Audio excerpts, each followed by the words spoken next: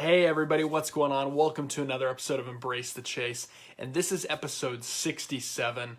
I'm pumped out of my mind because you guys are in for a treat tonight, and I apologize for the red eyes.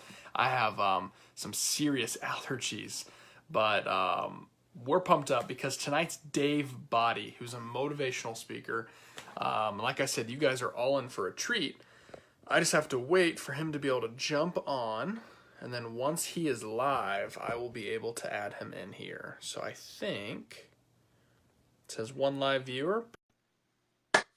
We'll try it this way. We will try it this way. It says adding Dave now. Ooh, allergies kill me. There we go, Dave. How you doing? I'm good. How are you? Doing awesome, man. We're officially live, obviously. So let me swipe this way so that I can. There we go. Okay, kind of see everybody. Perfect. So like I was saying, everybody welcome, those who watching live, watching the replay, episode 67 of Embrace the Chase, where we are interviewing 100 entrepreneurs, authors, speakers over the next year, and it's been a blast because we're on episode 67. But tonight is Dave Boddy, and I'm pumped up because he's a good dude. He's going to fill us full of some motivation and tell us about his life story and how we can kind of connect with him. But Dave, kind of start us from the beginning. Tell us your story. What actually led you to becoming a motivational speaker? Yeah, man, for sure. I'm happy to share that with you. Like I said when we talked to Messenger, I'm an open book. Like 100%, I love talking, especially when it's about myself, you know. Don't we all just love that? Um, what happened was I was in brain injury rehab in 2011 as a result of 15 concussions, and as a result of those, I was diagnosed permanent with brain damage that affects my limbic system as well as my cognitive ability at times.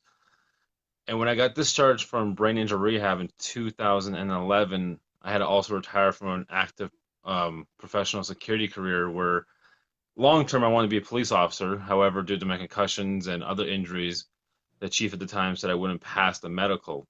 And during my time in security of over several years, I dealt with a lot of at-risk youth that were involved in prostitution, gangs, and drugs, and so forth. And I wanted to still contribute to them as a level of someone that can, coach them and be there for them. So I started building an online community called the Bodyguards Against Bullying Foundation to help share my story with bullying and about the people I've lost and the friends I've lost and in regards to suicide because of bullying. And then I started sharing my story and it just basically took flight from there. I started getting youth contacting me, sharing their stories, and then one of my best friends since 1998 asked me to speak to a school of over 900 kids, and I was nervous because public speaking is like the number one fear in the world next to death. So I was like, okay, but I want to do this. So I got in front of the 900 students, shared my story, and then I realized right from there I was hooked. And I spoke about bullying. I battled depression for 16 years. I battled suicide 3 times. So I have a lot of story to share, in regards to 7 years of security experience dealing with just numerous situations like medical emergencies, death, and gangs. And I was stabbed with a knife once. I got tested for AIDS twice.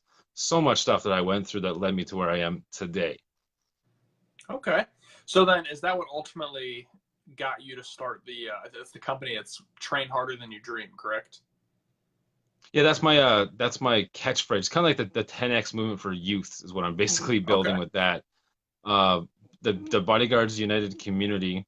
So the Bodyguards United Heroes community is the for social media for youth, where I induct youth as heroes who are sources of inspiration for youth around the world. And right now we're at 69 youth part of the program. I also created my own personal coaching brand. I'm basically integrating it all into one, and it's all under the influence of Train Harder Than You Dream. Okay. I love it. So then you're located in Canada, correct? I'm in Calgary, Alberta, Canada. That's correct. Okay. So then if there's a bunch of people, I mean, obviously that are watching right now, let's say they're not in Calgary, how can people connect with you? Oh, I'm all over social media. However, I like to share hashtags just for, easy search. So hashtag Coach DM Body, Boddy, as well as hashtag Rise Up BU Heroes are my two most dominant hashtags. Oh, and hashtag TYD, which is train harder than you dream. Okay. I love it. I love it. So you said that you're a coach, obviously. Now, how can people kind of reach out and take part of your services? You know, how can somebody hire you as a speaker, or can people even work with you one-on-one? Oh, most definitely. I've been doing youth coaching since 2012, and actually the first six BU heroes I inducted were the six youths that I actually began coaching in 2012, and they went through a lot of extensive forms of bullying that were very serious. One of them actually made national news because of what he went through, and I basically found them on social media myself, and started speaking with their parents, sharing my story, and just basically giving them insight to me to let them know who I am and what I've done and what I've been doing. And I actually get messages on all platforms. I get messages on Twitter, I get messages on Instagram, I get messages on Facebook. I make sure I share content on a daily basis that helps me become omnipresent so people are aware of what I'm doing and who I'm helping. And I primarily focus on use, and I'm asked always, why do I focus just on use? And the reason why is I've dealt with use for many, many years. Like I said, in my security industry, I've dealt with them with coaching football. I've always had that natural enticement towards the youth mentality, how they're just very focused, like laser focused. They're very inquisitive, they're very intelligent, and most importantly, they're always underrated by adults. And I want to basically create a platform where I coach them, and then they propel themselves through my coaching and tactics just to build their businesses. I have some BU heroes that are entrepreneurs like Jesse K and Casey Adams, who are very successful entrepreneurs. And I love recognizing youth and giving them the opportunity to actually let adults know that, listen, if you listen to us, we can actually teach you a lot of variety of things. I love it. I love it. So then you're obviously working on a lot of different projects, and I'm assuming one of those is a book that you've been working on for a while. Is that correct? That is absolutely correct. Yes. So what is the book? Obviously, it's not out yet. So for those of you that are watching the replay or watching live, it's going to be coming out here, hopefully within 2018. But what's the book kind of about? Yeah, man, of course. It's called Train Hard and You Dream, the Champion Mindset. Basically, it's a combination of my personal story, and it's a combination as well with that with quotes and just inspirational stories that I've, experienced myself. And the intent is simple, is to allow youth to understand that when they put forth the train harder than you dream champion mindset, they can accomplish anything.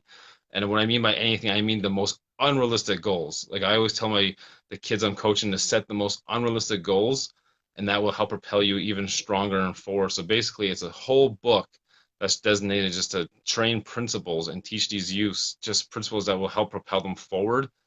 But most importantly, it's a book that's going to be focused on helping them find fulfillment as opposed to success, because there is a difference between the two.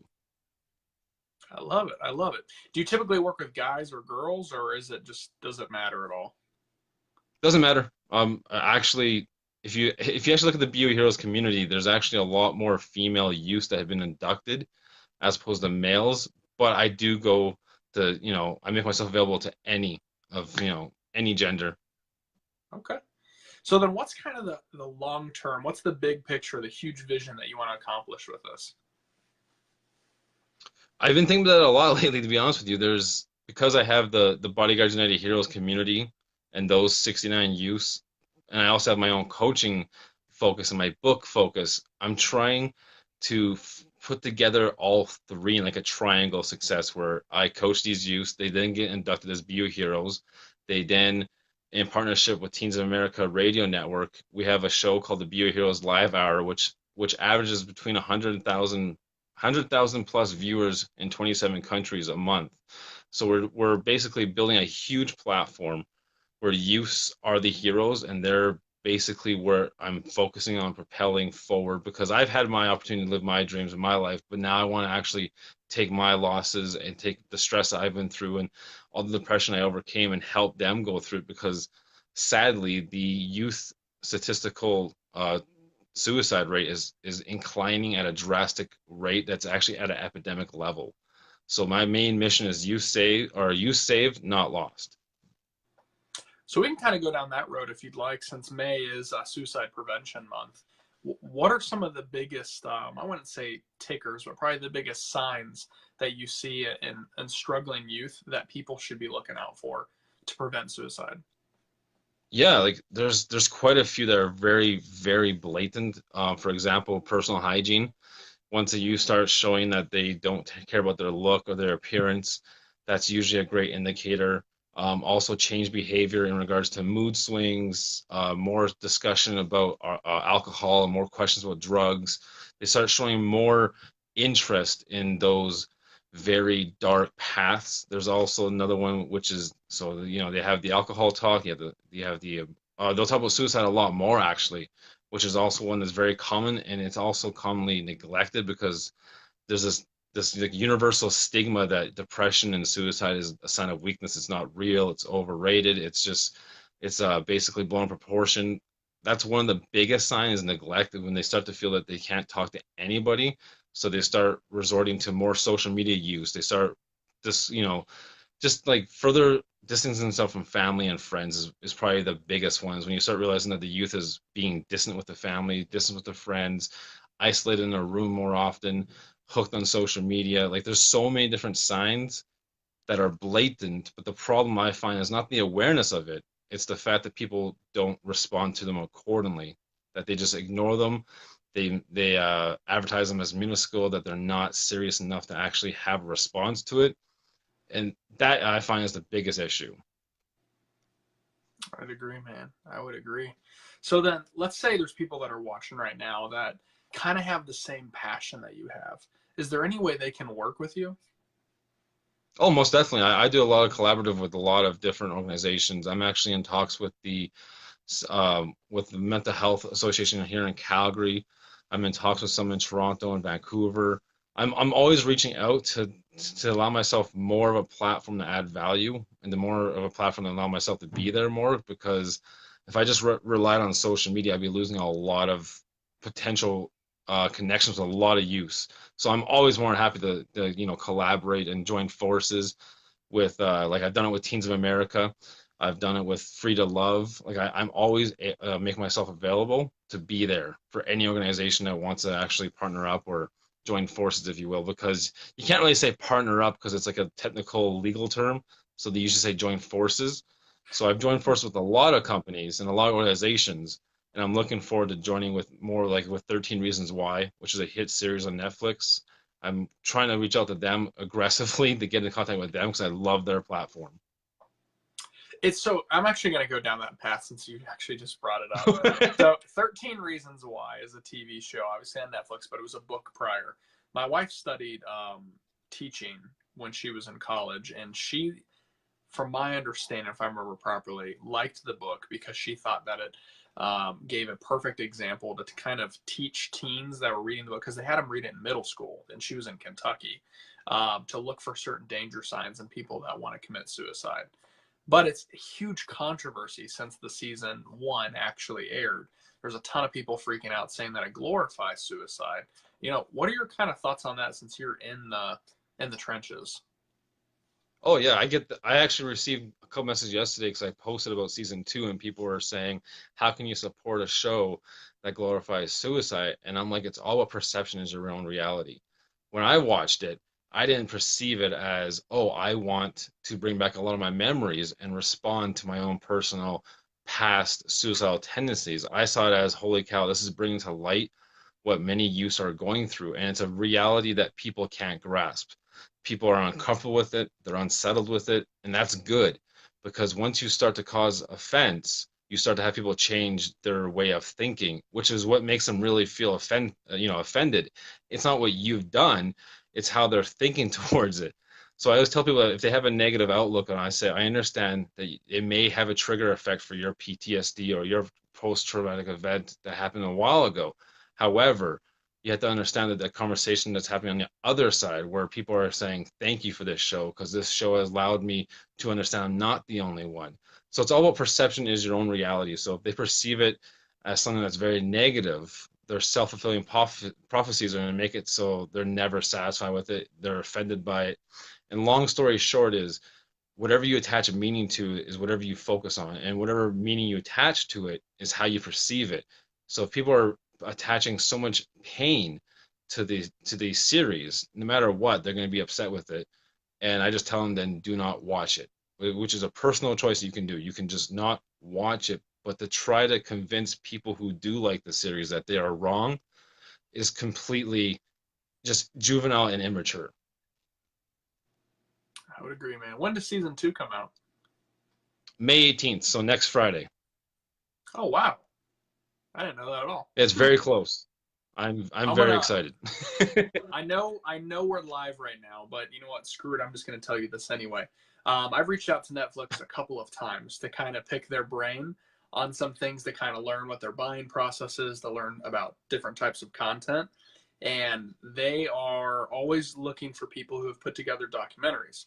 Because I was thinking of putting together a documentary of me putting together my first event, which they liked and they entertained, and I think I'm going to do it for next year, not this current event.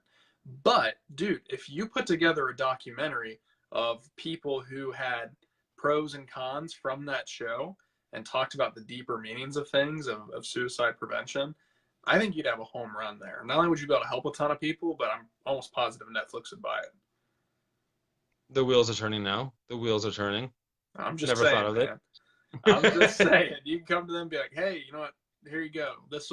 This can help in a lot of other ways as well. So, and that'd be a huge platform booster for you as well. But so I apologize, commercial break for all of you that are watching or watching the replay. But Dave, I do want to respect your time, like I told you. So last question I have for you that I have everybody on the show answer, and you can take this any way you'd like. And that is there anything on your heart or on your mind right now that you really want people to know about? And this can be about anything. Oh, wow. I forgot to mention I'm very long-winded, so I'll try to make this very short You're for you. good. Um, just at the top of my head, entitlement. It's something that we're experiencing throughout society, that people have this natural feeling that they are entitled to everything. They're entitled to being offended, and in doing so, they're entitled to have people just change their ways. I think it's time that we have a realization that the world owes us absolutely nothing, but we owe the world everything. And that, also means that we have to support one another, that, disagreements happen, but as long as we let them happen respectfully. So this whole entitlement issue is what I'm finding that a lot with my youth I'm coaching is I don't like this, or I want gold, but I don't want to give a bronze effort. I want $1 million, but I only want to give minimum wage effort. People are feeling too entitled, and I think that that's a discussion that we have to have more often, because that is what's going to lead to people to either be successful or permanently fail, because they feel that everything just needs to be given to them. And I always tell people that the results only show up when you do first. So don't expect gold with a bronze effort. If you want success, you gotta work, and it's gonna take time. So unfortunately, success is not like Netflix. It's not instant, right? You gotta work for it, and you gotta work hard. So just I want people to wake up every morning and understand that they wake up a winner, and the prize is another day, another opportunity to change someone else's life as well as make an impact on your own. So just wake up a winner every morning and appreciate the fact that you got to wake up again, because unfortunately, every 40 seconds around the world, someone's ending their life through the suicide. That's how serious it is. And this conversation we've had is under 20 minutes, so you only imagine every 40 seconds we've lost someone. So you wake up a winner, be appreciative, be grateful, and prove that by just making the world understand that you don't want anything, you're going to deserve everything. And my favorite saying is success is not difficult, it's earned. I love it, man. Man, that's powerful. Sorry, No, the second you said I went on it, I went on a rant there. I apologize. no, I'm glad you did. That was good stuff. I'm just sitting here like every 40 seconds. I'm like, oh man, dude, that's like 30 some Every 40 people. seconds. That's Over crazy. 700, yeah, over 781,000 people a year end their life due to suicide, and that's global. That's crazy. It's an epidemic.